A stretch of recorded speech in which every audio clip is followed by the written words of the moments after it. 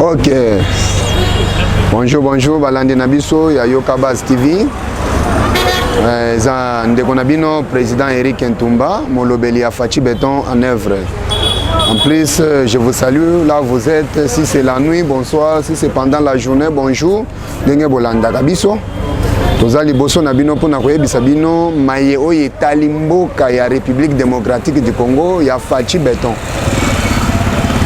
Nayebi bien que Bolanda Kabiso, boyebi actualité oezole kanakati ya mboka na biso. Les engins de l'heure, c'est-à-dire la politique actuelle, ya Mouko Antombolo Fachi Béton. Il y a bloqué Penza. Parce que vous voyez bien que déjà tout, ils ont déjà Penza parmi les 4 murs. 4 murs en année, il y a Caro, il y a Fachi Béton. C'est que Moutoumoko a Ninganate. Moutoumoko a bougé, il y a Tombola, il y a moins de diplomatie, c'est-à-dire que nous sommes bloqués. Il y a une opposition, il y a Facebook, il Baloba makele lebele na Facebook mais bimisa batu na nzela bazoko kate. OK, merci beaucoup.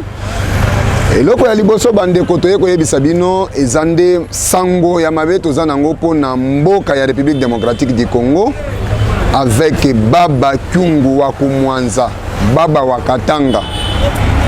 Oyo bazobenga Kyungu wa Kumwanza. Sango ekebemela kibiso depuis dimanche. Ba chaîne nyonso ba diffusaki yango balobaki baba utotika biso na komba Papa Kyungu. Mais bobo sanate il faut boyeba histoire ya Papa Kyungu azanani.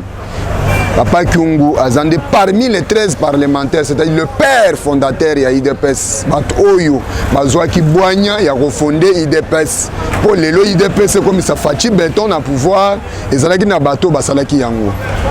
Banani ba Papa Kyungu ba Etienne Tshisekedi wa Mulumba bazaki bakiba samadi bazaki ebele tokotanga bakombo ebele mais vite ngonga na biso totangeli bino bawana mais bato wana nyonso bazali susu te batika biso o totikalaki na ye wazaki mwa mukolo parce que jeune moko azalaka lisusu na yebiki na mikolo ekoya bato bakomona ye bomonaka pe na stade de martyr mukolo bayaka na nzoto ya Papa Etienne Tshisekedi oyo bazongisaki na RDC tango tolelaki na palais na nini na stade de martyr oyo azalaki pe parmi ba 13 parlementaires ya ba jeune azalaki pe wana mais malheureusement wazaki mukolo na komba Baba Kyungu akei mais loko ezo kamusanga ezanini bandeko na liwa ya mutu ata soki asali mabe basepelaka batu bazo sepela bameli champagne po Baba Kyungu akufi to yebi po na nini batu wana basepeli bandeko na ngai aventure eza na mboko yango na yebisaka bino ke soutenons notre frère Fachi Béton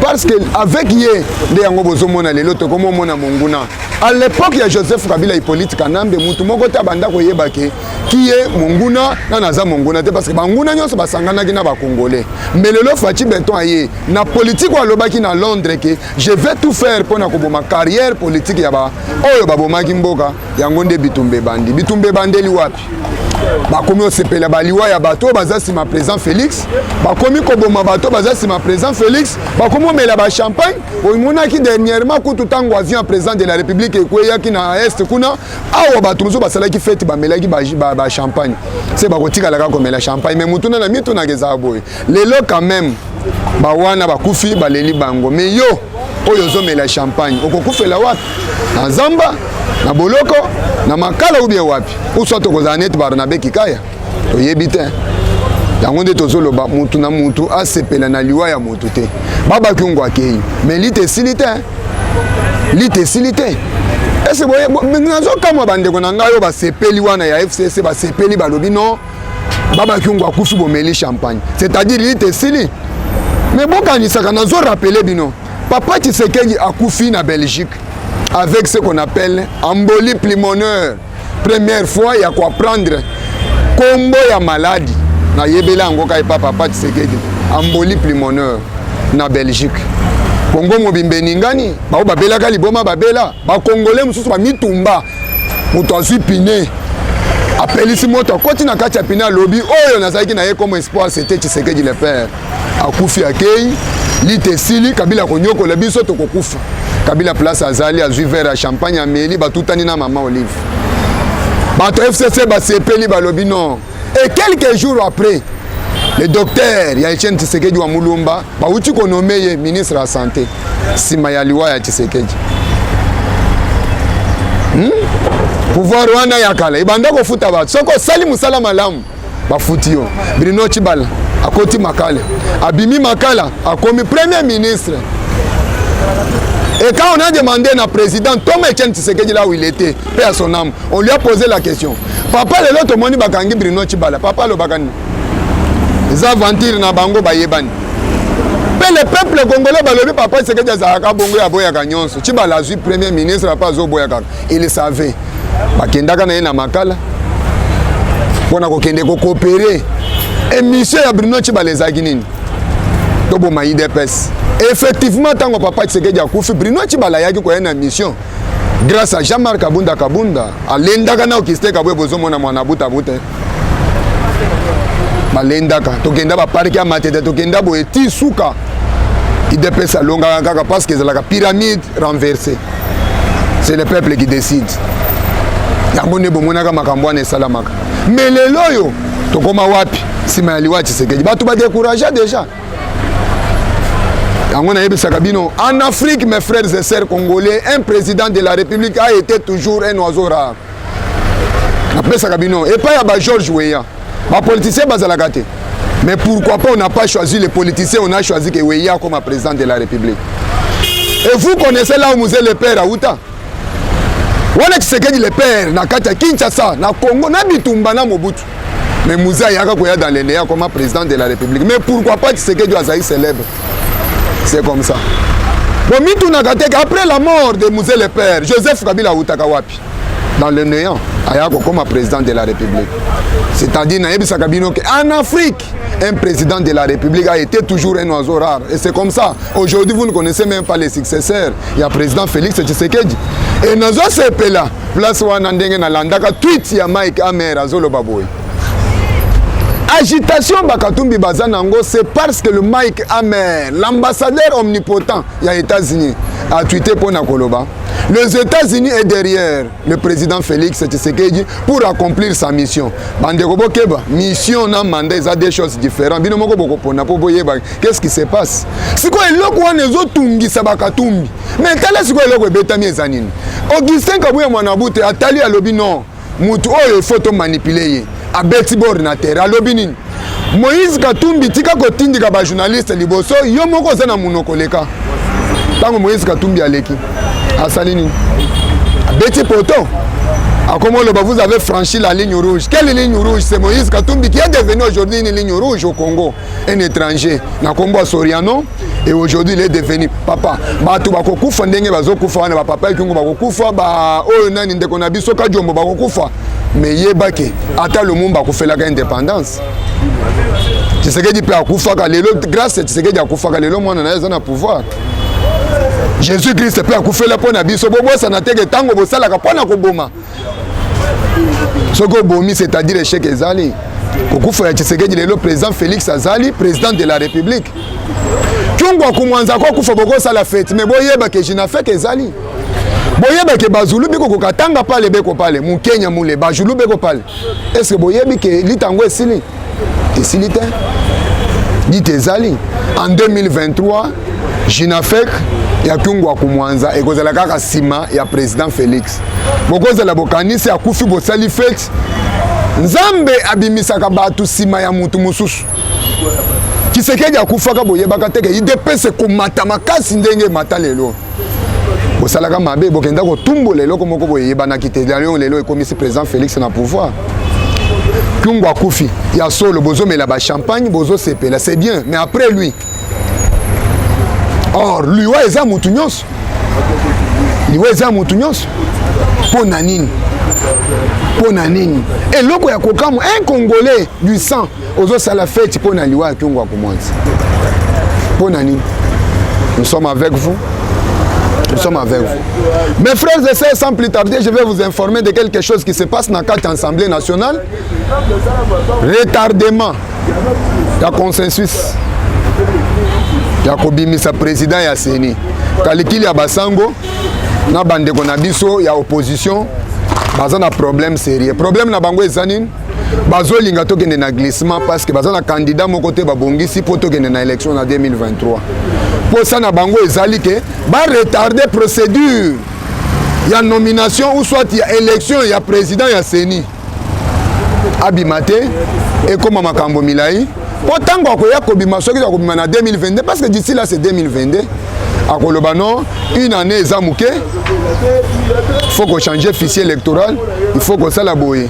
Batouana bakoluka kokende na glissement, poto kende na dialogue. Mais na rappela kabino que président Félix FCC a 5 ans dialogue. Mais banani ba créer crise, c'était le FCC. Tant qu'on va créer crise ya makasi, président Félix Alobino, tobeta kindobik. Tous en consultation nationale. Et consultation nationale, le bimisi gouvernement Bawarion. Yango de bomoni, ça m'a le conda, j'ai courage. Alors, papa n'a fachi beto qui t'a na est na 19h. Ngape na zo kita na 19h na butu na mona na soki monguna zali. Akitipe na kimia, Ituri, Atamboli. Parce que message au gouverneur militaire ba PCA, il y a solo et une assurance qui est récilé. Il y a solo ba américain ba yepo na ko accompagner FRDC ba longa bitumbesil. Mais il faut yemoko papa ya bana aleka atal. Donc la zone numéro 1 ya gouvernement, il faut aller capter à contrôler que qu'est-ce qui se passe. Yango ne bomoni lobby azalaki avant-hier samedi akitaki na Ituri, lobby lundi azalaki na Beni. Pour nous contrôler les troupes rebelles. Parce que nous considérons ce qui se passe à l'est de la République comme terrorisme.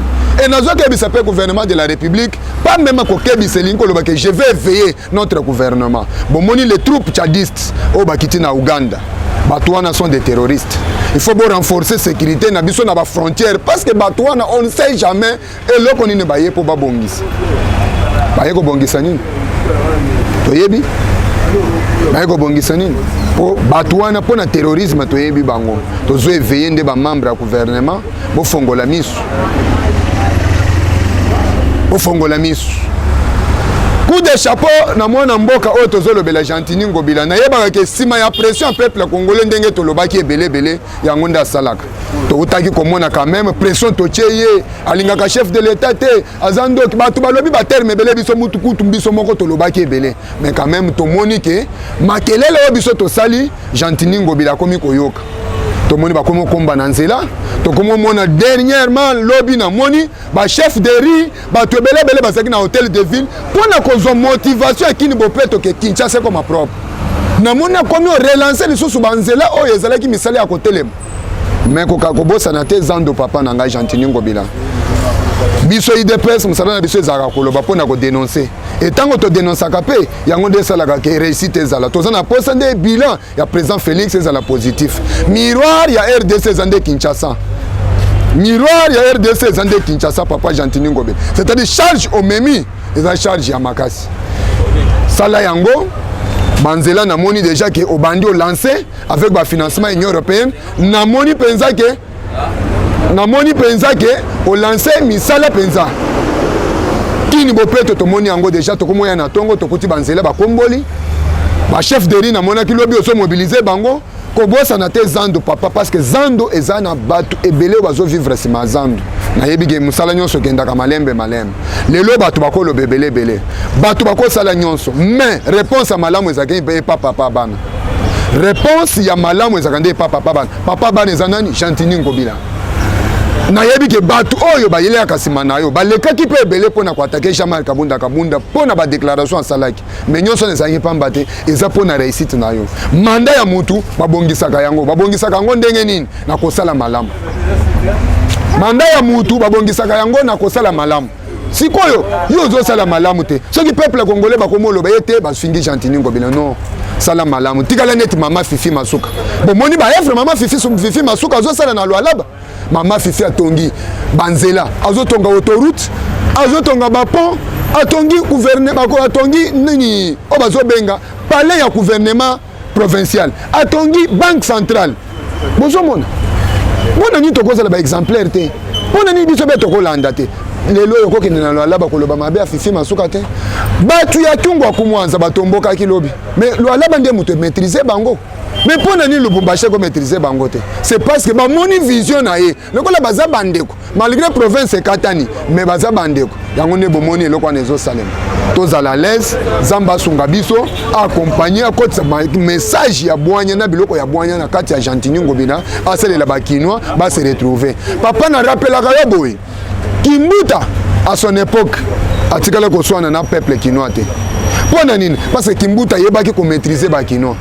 Kimbuta yebaki ko maîtriser bakinois. Mais lelo tozo kende wapi? Ya mibale na zolo balikambo nini?